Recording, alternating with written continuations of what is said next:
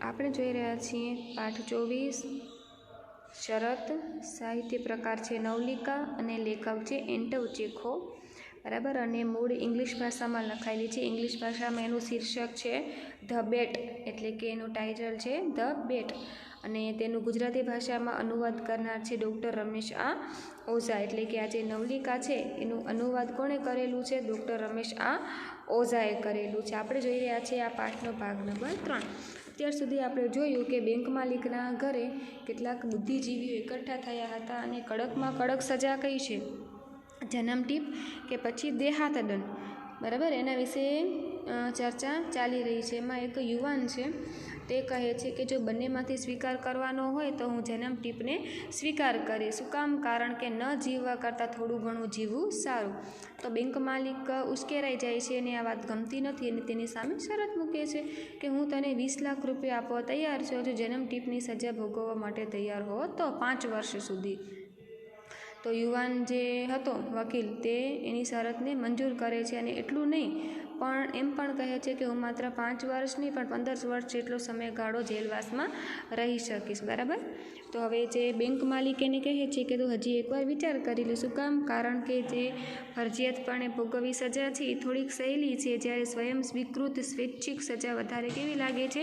કઠોર, એટલે કે આકરી લાગે છે। હવે આપણે આગળ જોઈએ। પણ યુવાન વકીલ મક્કમ રહ્યો અને અતિશય મૂર્ખાઈ ભરેલી, અવાસ્તવિક અને અક્કલ વગરની શરતનું પાલન કરવા તૈયાર થયો, બરાબર। હવે જે યુવાન વકીલ શું કરે છે? પોતાની વાત ઉપર મક્કમ રહે છે કે મારે તો આ જે શરત છે એ કબૂલ કરવી જ છે, અને પછી શું કરે છે? શરતનું પાલન કરવા પણ તૈયાર થઈ ગયો। સજાની શરત પ્રમાણે એવું ઠેરવવામાં આવ્યું, હવે જે નીતિ નિયમોથી ઠેરવવામાં આવે છે કે બેંક માલિકના ભાગમાં આવેલા એક સુંદર રહેઠાણમાં આ યુવાન વકીલે કડક ચોકી પહેરા હેઠળ સજા ભોગવવી રહેશે। હવે જે બેંક માલિક રહેતો હતો ને પાછળના ભાગમાં એક મકાન હતું, ત્યાં યુવાન વકીલે સજા ભોગવવાની રહેશે। સરસ મજાનું સુંદર રહેઠાણ હતું, એકદમ કડક ચોકી પહેરો રહેશે ત્યાં કણે, અને કોઈને આવવા દેવાની મંજૂરી મળશે નહીં। વળી એ શરત નક્કી થઈ કે 15 વર્ષ સુધી વકીલે આ આવાસની બહાર ક્યાંય નીકળવું નહીં, બરાબર, કે 15 વર્ષ જ્યાં સુધી ન થાય ત્યાં સુધી વકીલે ક્યાંય પણ બહાર આવવું જવું નહીં, અને ત્યાં ને ત્યાં જે આવાસ હતું, ઘર હતું, એની અંદર જ રહેવું એવું નક્કી કરવામાં આવે છે। કોઈ માણસનો અવાજ સુધા એને કાને પડવો જોઈએ નહીં, કોઈ જાતના છાપા કે પત્રો એને અપાશે નહીં। તેમ છતાંય વકીલ સંગીતના વાદ્યો તથા કેટલાક પુસ્તકો રાખી શકશે, પત્રો લખી શકશે અને પોતે જે કંઈ ખાવા પીવાના ઈચ્છે તે મેળવી શકશે એવું નક્કી કરવામાં આવ્યું। હવે નીતિ નિયમો જે છે ઘડવામાં આવે છે કે બેંક માલિકના પાછળનો જે ભાગ છે ત્યાં સુંદર રહેઠાણ છે, ત્યાં વકીલને કડક ચોકી પહેરા હેઠળ સજા ભોગવવાની રહેશે, અને 15 વર્ષ સુધી વકીલને આવાસ એટલે કે ઘરથી બહાર નીકળવાનું નહીં, કોઈ તેને મળી નહીં શકે અને તે પણ કોઈને મળી શકશે નહીં, અને કોઈનો અવાજ પણ તેના કાને પડવો જોઈએ નહીં। કોઈ જાતના છાપા કે પત્રો એને આપવામાં આવશે નહીં। હા, ખાલી સંગીતના સાધનો અને કેટલાક પુસ્તકો તે રાખી શકશે પોતાનો ટાઈમપાસ કરવા માટે, અને પત્રો પણ લખી શકશે, અને પોતાને જે પણ કંઈ ખાવાની ઈચ્છા હોય તે વસ્તુ તે ખાઈ પી શકશે। આવા જે છે નીતિ નિયમો ઘડવામાં આવ્યા। આવાસમાં એટલે કે ઘરની અંદર રાખવામાં આવેલી નાનકડી બારીમાંથી જ આ વ્યવહાર કરવાનો હતો। હવે જે પત્રોની ને ભોજનની ને જે વ્યવસ્થા હતી ને માત્ર આવાસની અંદર એટલે કે ઘરની અંદર એક નાનકડી બારી રાખવામાં આવી હતી, તેનામાંથી જ આ વ્યવહાર જે છે લેવા દેવાનો કરવાનો હતો। 1870ના નવેમ્બરની 14મી તારીખે 12 વાગ્યાથી સજાનો પ્રારંભ કરવામાં આવે, બરાબર। કઈ તારીખથી? 1870ના નવેમ્બરની 14મી તારીખે રાતના 12 વાગ્યેથી સજાનો પ્રારંભ કરવામાં આવ્યો હતો, અને એ સજાનો અંત 1885ના નવેમ્બરની 14મી તારીખે બરાબર 12 વાગ્યે આવવાનો હતો, એટલે કે પૂરા 15 વર્ષ બાદ આ સજા જે છે પૂર્ણ થવાની હતી। જે શરતો મૂકવામાં આવી હતી તેમાંની એક પણ શરત, જે શરતો મૂકવામાં આવી હતી એટલે કઈ શરતો હતી? કોઈને મળી શકશે નહીં, છાપા કે કંઈ વાંચી શકશે નહીં, કોઈનો અવાજ સાંભળી શકશે નહીં અને બહાર નીકળી શકશે નહીં। જો આવી શરતો જે મૂકવામાં આવી હતી ને એમાંથી એક પણ શરતનો જો ભંગ થાય કે વકીલ કેદી એની જેલમાંથી 2 મિનિટ જેટલો પણ વહેલો બહાર નીકળે, નીકળી આવે તો બેંક માલિક એને 20 લાખ એટલે કે એક પણ પાઈ ચૂકવશે નહીં.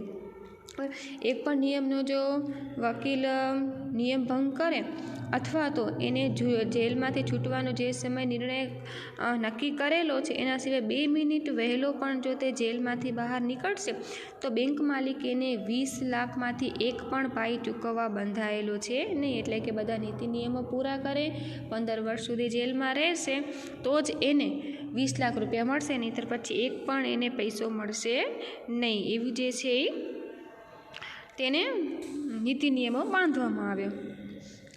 જેલવાસના પ્રથમ વર્ષ દરમિયાન વકીલ કેદીની એકલતા ગણી સાલી. હવે શરૂમાં એને એકલતા ઘણી સાલે છે કે જેલવાસના પ્રથમ વર્ષ દરમિયાન વકીલ કેદીની એકલતા ઘણી સાલી એટલે કે ઘણી સાલવા લાગી, એને ગમતું નહોતું ત્યાં.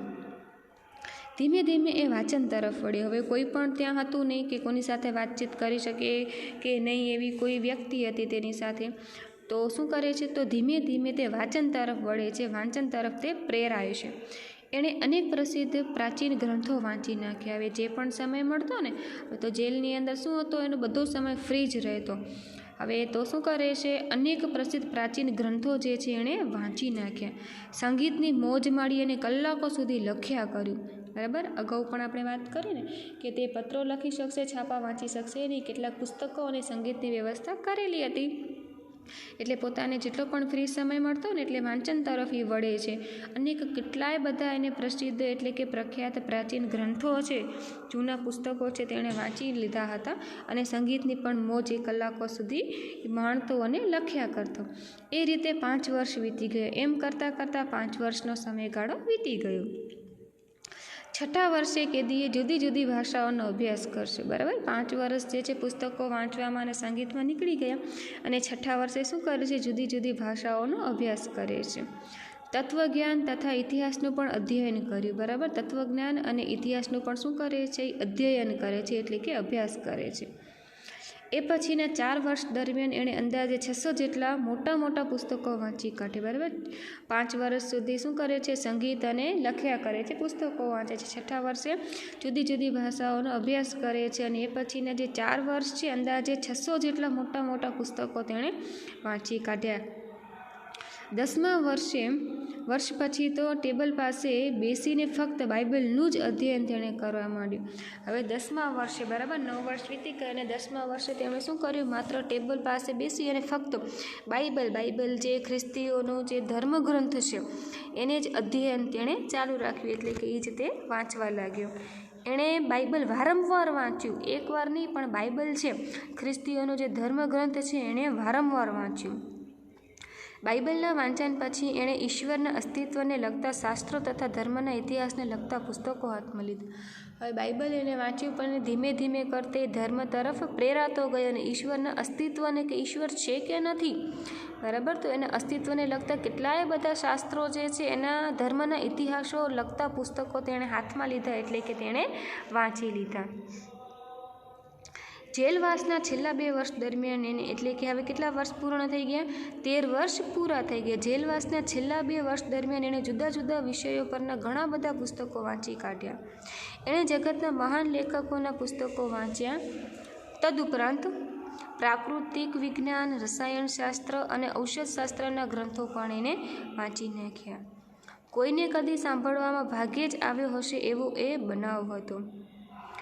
પેલા વૃદ્ધ બેંક માલિકને આ સઘળી બાબત યાદ આવી અને એણે વિચાર્યું કે આવતીકાલે 12 વાગ્યે મુક્ત થઈ જશે. અમારી શરત પ્રમાણે મારે એને 20 લાખ આપવા પડશે.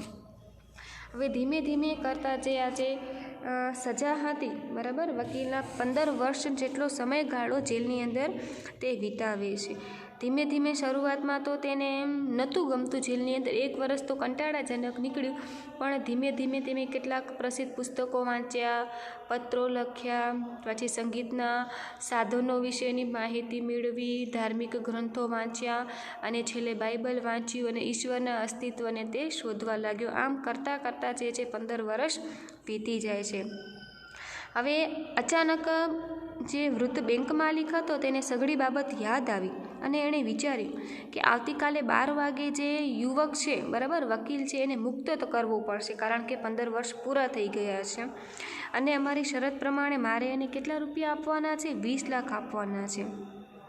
હું જો એને રકમ આપી દઈશ તો હું બરબાદ થઈ જઈશ, બરાબર, કારણ કે હવે 15 વર્ષ વીતી ગયા હતા. પહેલાં જે બેંક માલિક હતો કરોડપતિ હતો, એની પાસે 20 લાખ રૂપિયાની કાંઈ હેસિયત હતી નહીં, પણ હવે સમય બદલાઈ ગયો છે. હવે બેંક માલિક કેવો થઈ ગયો છે? પૈસાની દ્રષ્ટિએ થોડોક આર્થિક રીતે થોડોક નબળો થઈ ગયો છે. તો વિચાર કરે છે કે આવતીકાલે હવે 12 વાગે તે વ્યક્તિ મુક્ત થઈ જશે અને શરત પ્રમાણે મારે એને 20 લાખ રૂપિયા આપવા પડશે.